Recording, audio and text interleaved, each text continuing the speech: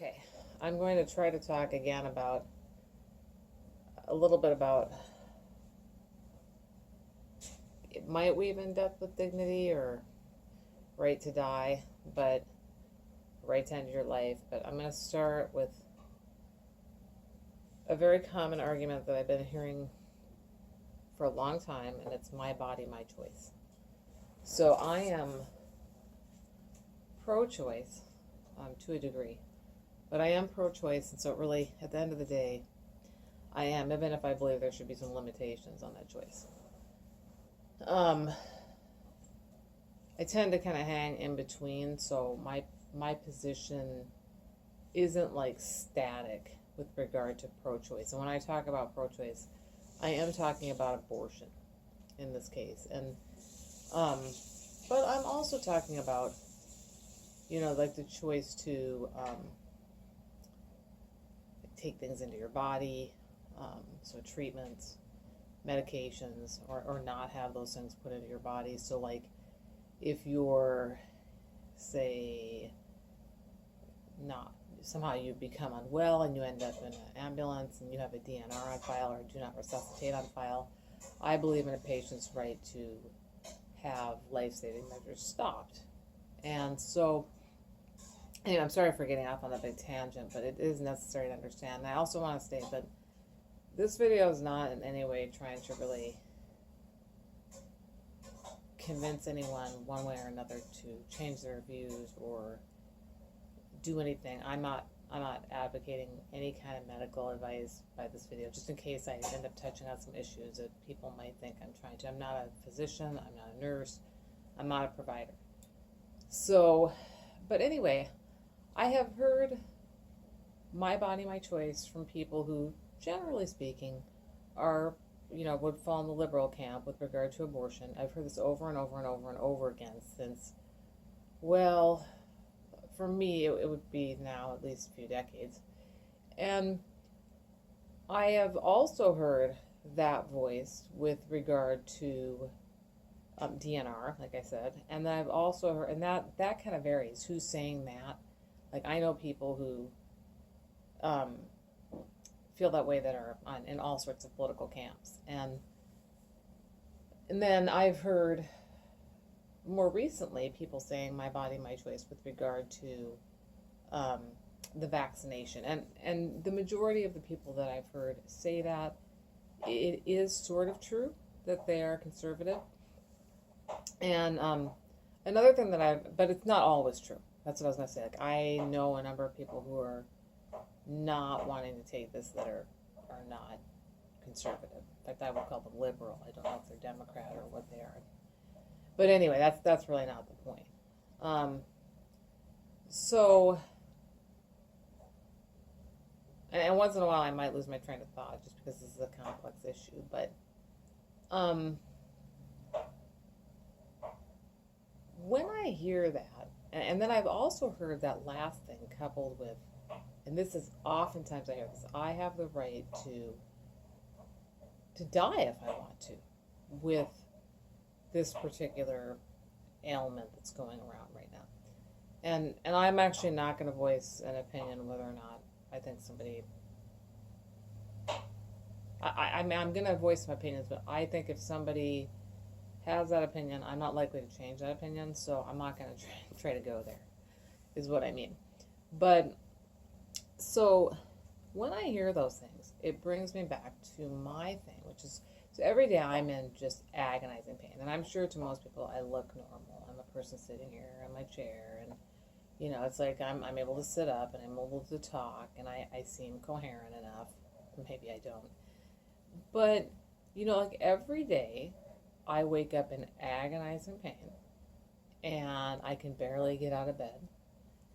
And sometimes, majority of the time, I'm having like searing nerve pain all through my hands and arms and upper back, sometimes lower back.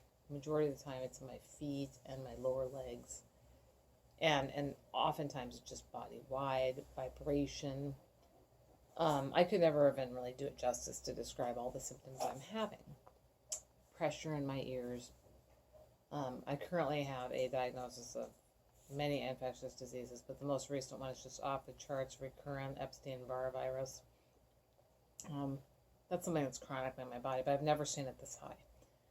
And so when I have discussed the right to just have, not to even die, but just to have the right to stop my life in some way legally with the assistance of someone, a physician's assistant or a physician, I've often heard people say that they just shut down. They're like, I don't want to hear about this. I can't talk about this. This is depressing. And so my response to that is, one, it's not depressing that I'm in pain all day and that I have all these symptoms and that there is no treatment. There's no treatment for Epstein-Barr. I'm doing herbal treatment, but there's no treatment. So, but my second response is, if you have the right to forego treatment that could save your life, then you are exercising a right to die. If you, this is hypothetical, okay, because I actually have some feelings about the vaccine, even if I'm not a doctor. But if you exercise the right to walk up to somebody and say, oh, I'm willing to take my chances if I die with this, even though it's like it's a 1%, I think I've heard 1% mortality. Like, I'm okay with walking into any place, and if I die, I'm fine with it. You're kind of saying you have the right to die. I mean, to me, you are. And furthermore, in exercising that right, you, especially if you're in a really serious, like a life-threatening situation where you're with somebody who's seriously ill, if you're exercising that, or somebody who has an autoimmune disease where they get sick, kill them, I don't know. I'm trying to think of situations, but you're saying you have the right to also go about and expose people that may not be able to protect themselves. Okay, like, not everyone has access to personal protective equipment. Not everyone has access to sanitation. Not everyone has access to the same supplements. And no, I'm not saying to get the vaccine or not to get the vaccine. I'm just trying to make a point here about the right to die.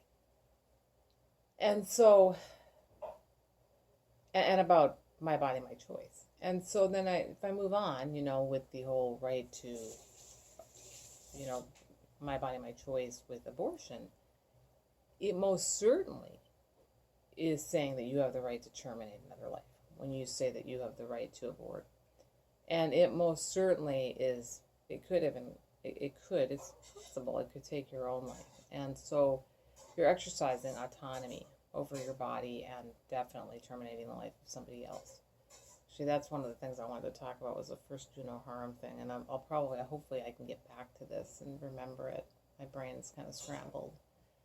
But, so that camp's okay with my body, my choice. And they're okay with it to an extent that's varying. Some people are, you should do that early on. You should do it before it gets too late. Some people are like, you can do it all the whole way. And I'm trying to think if there's one more thing I said. That's my body, my choice. DNR is certainly, and I'm definitely pro having the right for DNR, because I think we've extended artificially life out to a point where it's just gotten, you'd never make it. So I definitely think you have the right to that. And so why is it that when it comes to body autonomy with yourself, which is the person that you're going to harm if you end your life prematurely because you can't stand pain, suffering has reached a point where there's no quality of life, and for you, not for everyone, just for me personally, or for you, not you out there, but you generally. Why is it so awful? I can answer part of that question. When I studied law, I took a class called Sociology of Law and Society, and I remember, and this is solely off memory, but I remember my teacher saying that English common law really had a thing against suicide. Like, it was so strong that when somebody would do that, they punished the family. They threw like all the possessions out of the house of the person who did it. They like, I think she's. Oh, I won't get into it. It's so bad. If you want to look it up, you can look up English law and suicide. You might be able to find it. But I just remember being so shocked. It was like a punishment, like a shaming of the whole family. So I think that's part of it. Is it suicide or anything linked to suicide, even if it's really kind of just a push, because we have morphine push at the end of life, and we all know that when we push morphine and somebody's in a certain state, that they might not make it. That's, in fact, that's the point. A lot of the time is to not just relieve suffering, but also to give that final relief and let somebody kind of not be suffering anymore. Now, in my case, what I'm talking about is not the use of morphine in that way, although I would like to be able to have some relief. I'm talking about somebody who's just suffering all the time, but they don't have a diagnosis that they can use our current laws with. So I'm wondering why it is that it is considered such a bad thing to be able to consider something. I'm not even saying necessarily that you should be able to do it, although I personally do believe you should be able to do it with some controls, and because otherwise it gets out of control, or it could. I guess I should say it could get out of control. I don't think everyone's going to be going down to the local clinic if a law passes on this. I doubt it. It still takes some guts, and I think it actually will relieve some of that desire that people have. I've said that before, and I'll continue to say it. But what I'm wondering is, why it is that all these different people in camps that are saying my body, my life, or medical autonomy, or autonomy over one's body, why they can't understand different positions. Like, why is it that they can understand their own position, these different people, but they can't? Because I can understand somebody who wants control over their body if they get pregnant, especially if it's through like really, really unnatural means that they get pregnant, and or if they're scared that their life's in danger. I can understand someone wanting to do that, or even just somebody who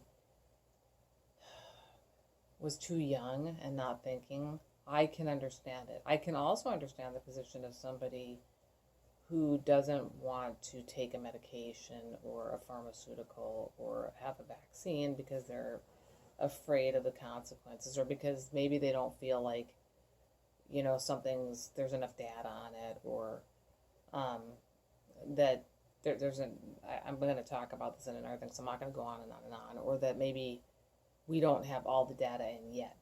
I can understand someone feeling that way. Or even without all that. No reason given, just, I don't want to take this. Like, I don't like foreign substances in my body, They may never take any. I know a number of people who will not take Tylenol, who won't take Advil. I actually don't take Tylenol or Advil myself. They really don't do anything. Advil makes me sick. And so I understand that, and I also understand a DNR may not make me the happiest, but I understand it. I have one. So what I don't understand is how all these people can sit around and understand their own positions, but not try to understand the other person's position. I mean, not only can I understand that, but I can turn around and look at, so I'm going to actually use an example, a Republican position that I've heard, which is that I don't agree. But I don't know what I think fully, but I don't agree with this, that abortion is always murder, and that if from the moment of conception you should not abort. I can understand that position, that somebody feeling that way. I was raised Catholic, so I can really understand that position. I'm not actually a fan of abortion. I just think that we're going to see problems if we undo that one. So I can look at a person who's feeling that way and go, what can I do to make that person feel at least a little bit better? And I think, well, maybe there's some in-between stuff that we can shoot for, strive for. Like maybe we can shoot for educating people so that they actually take an action a little bit sooner. Or maybe we can educate people so that they use more birth control. Or, I don't think it's very logical, but abstinence in some cases does work for people. Teach about sex ed. I don't think it's very successful. Sex ed tends to be kind of lip service. And so, but I can, and also the problem with that one, and not to get sidetracked, but is that a lot of people who are really, really conservative, or even not, but just they don't want their kids knowing about that. They may be liberal, but they don't want their kids knowing about sex, and so, or having it.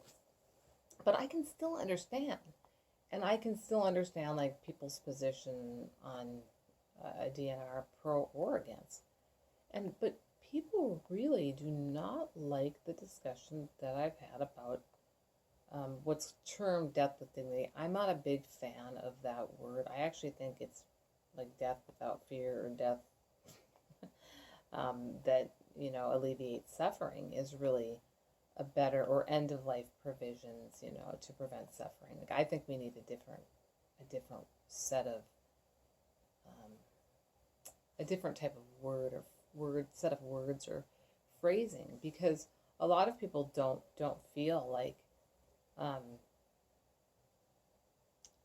they're offended by that death of dignity. I know you're never going to please everyone, but they kind of think, well, just because I don't want to do that doesn't mean that I can't have a dignified life and then death. And so I have that question, like it's lingering with me as to why people are so bothered by this. They would rather see someone suffer nonstop, and there's nobody's offering any type of relief. Like I don't go to ERs anymore, ever. Okay, like I'd go to the ER probably if I was unconscious. Somebody probably called an ambulance. But when I talked to my doctor, and I'm not going to use her name, and I asked her to run current viral panels on me, her response was it won't change the course of treatment. So I'll give you a couple seconds to guess what the course of treatment is right now. There is no course of treatment. We're not doing anything. The only treatment that I'm on that's a medical treatment that has nothing really to do with this, I've been on it since 2013, is low-dose naltrexone. LDN, if you want to look it up. There's also ultra low-dose naltrexone. I would try to put stuff in the description, but I'm not going to. So if you have a question about that, please reference the time that I'm talking, and I will spell it out at that time. But there's no treatment for Epstein-Barr by most medical physicians. Now, if you can see a functional medicine specialist, if you can see a naturopath, if you can see even an acupuncturist or an herbalist, which I'm seeing an herbalist and an acupuncturist, you will get some treatment. But most of the time people are like, well, eventually this will go away, and they actually don't know. And I know a number of people who have suffered from recurrent bouts of Epstein-Barr through their whole life. About 95% of the population gets infected with the Epstein-Barr virus, which generally is known by the population as producing causing what's called a mononucleosis, or the kissing disease. And you don't have to kiss to get it.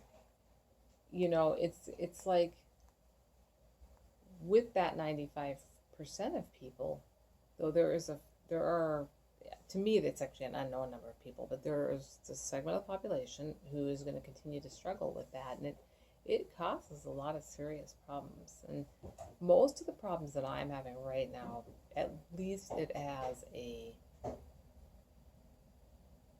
it's definitely involved.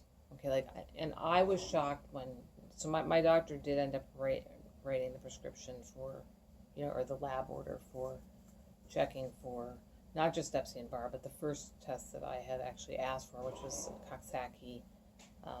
She actually just ran Coxsackie B, but Coxsackie A and Coxsackie B viruses, which are known as hand, foot, and mouth disease. And then she asked me, do you want me to run anything else? And I said, yeah, if you could just run actually I told her, can you just look at it, look at my past tests and think about it. I think it's reasonable to, if you want to run, herpes 1 and 2 and maybe Epstein-Barr virus. So she ran what she wanted. And after she ran it, I actually thought, why is she running this? She's not going to do anything. And as I told my herbalist, basically, when they give you a diagnosis like Epstein-Barr, they look at you and it's like, you have this, we can't help you, you poor bastard. And that's actually what they do to you when they tell you that you have COVID too. I mean, like, there are more things that are being tried out there, I guess, to a degree. I've seen some stuff, but I actually see a lot of people just being sent home with Tylenol. And so, and that's the same thing with Lyme disease. So if we're going to have all this suffering, shouldn't we also have a way out of that suffering?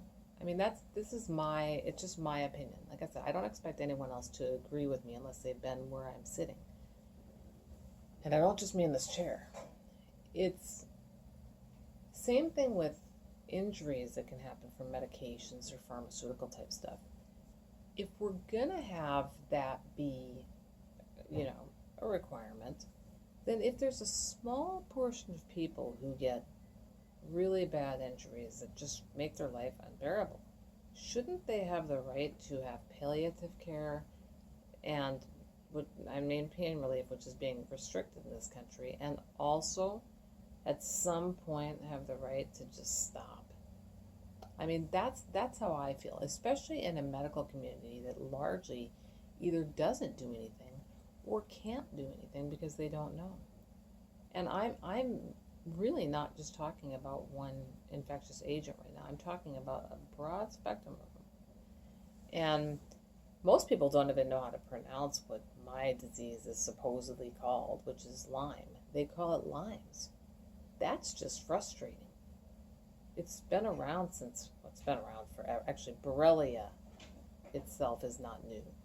But in the mid to late 1970s, it started they started seeing some cases on the East Coast in Lyme, Connecticut.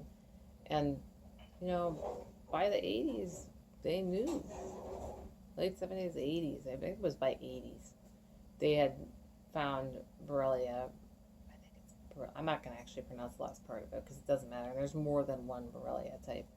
But the one that they found was Borrelia burgdorferi, I think. Sorry if I pronounced that wrong. But, most people don't even know the name of it. And they're like, oh, well, that can be cured.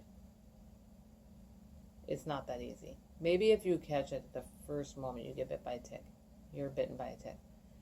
But most of the time it doesn't occur alone. It's very complicated. So it's like, it usually is like Borrelia and then Bartonella, and I think there's definitely more than one type of that, which is otherwise known as catch fever. To a lot of people, I don't know that all those are related to cats though. Bartonella types, and then babesiosis. You're lucky if someone even knows that. It's a kind of a malaria-like organism. I think it's protozoan. Where Lyme and I'm not sure about Bart, but Lyme is spirochetal, and Bartonella might be too. And those are just a few, and then you got all these herpes viruses that seem to be in there, acting, and those we have really no treatment. Like Epstein-Barr, you can't take antivirals and really get treatment for them. So my question is, why is there so much resistance? And I'd like people to answer to having the right to terminate one's life after a point of suffering. I mean, I can't.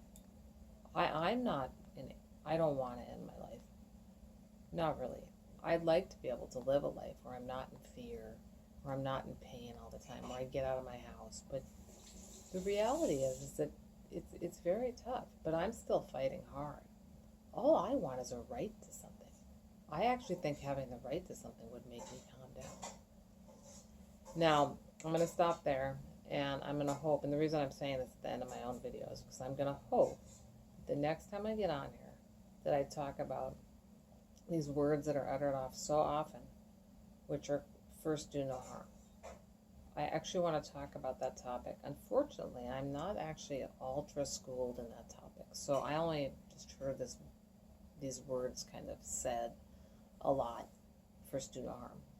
I find them interesting from a patient perspective, regardless of whether or not they're in the Hippocratic Oath, regardless whether or not that oath has changed over time, which it has, and regardless of whether or not doctors take that oath or don't take it, or if it's implicit in medical school or isn't. I don't really care. I think it's an interesting topic because, well, I'll just cut to the chase. I think that doctors oftentimes knowingly and unknowingly cause harm, even if they take that oath. And so I find it particularly interesting that is the main argument used against death with dignity. That doctors are not able to do it because it would harm their patient.